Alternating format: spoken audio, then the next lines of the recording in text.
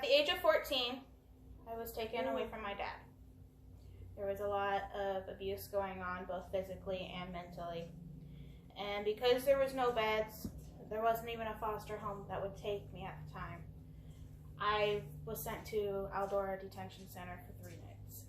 And in those 3 nights, I would call my dad and cry and tell him I wanted to come home.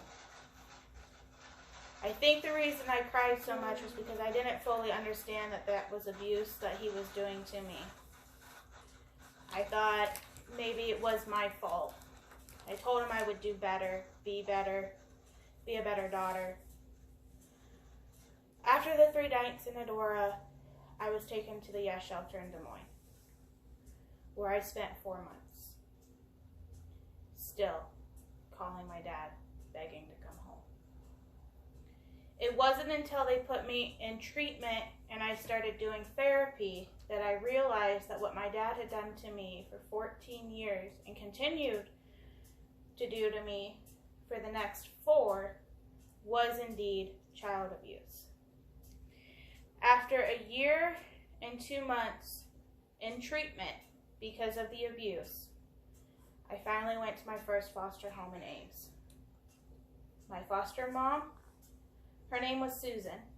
Before me, she had 57 foster kids in the span of 12 years. Now, to a lot of people, that doesn't seem like much, but to understand Susan, you'll need to listen to my story. It started off pretty good. I turned 16 at her house, was able to get a job, had straight A's, but there was always little conflicts here and there. And she was very verbal. She didn't really want me talking to family that I had just gotten reconnected with, my brother and my sister. So we would fight constantly.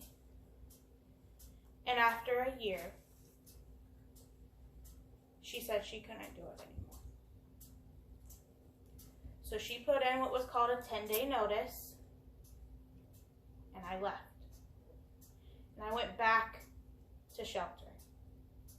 I was at the Yes Shelter for maybe a week before I met my previous foster mom, Elaine. Now, at first, I wasn't very sure if I wanted to go. I couldn't do another strict home. I couldn't do a bunch of rules. I needed a place where I could be myself. And that is what Elaine provided. She gave me a safe place to live. She allowed me to have a job as long as I kept good grades. If I needed someone to talk to, someone who would listen to me, she was always there for me. Whenever my dad would come and belittle me in front of her, she was always beside me, letting me know that everything was going to be okay. After my dad left during those visits, I'd sit by my mom and I would cry. I would feel so defeated. I didn't quite understand, even at the age of 17, what my dad was truly doing to me mentally. And it is because of Elaine not giving up on me that I am who I am today.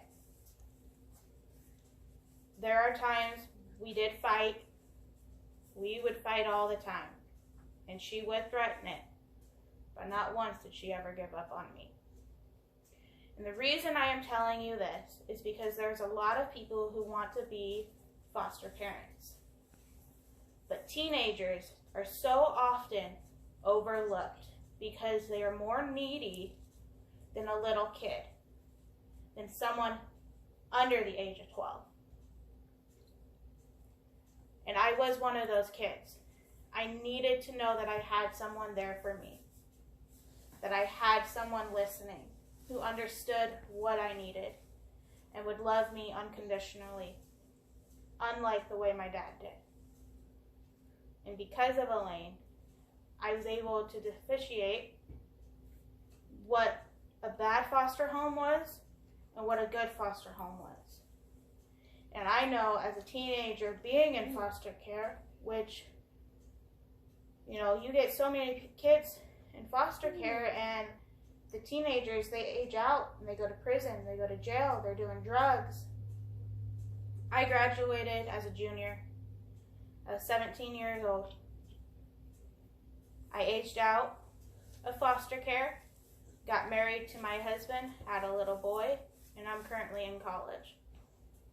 I am defying the odds, and it's because of good foster homes like that. It's because of moms and dads who are foster parents and who can understand a teenager, especially a teenage girl, and understand that she needs just a little extra love.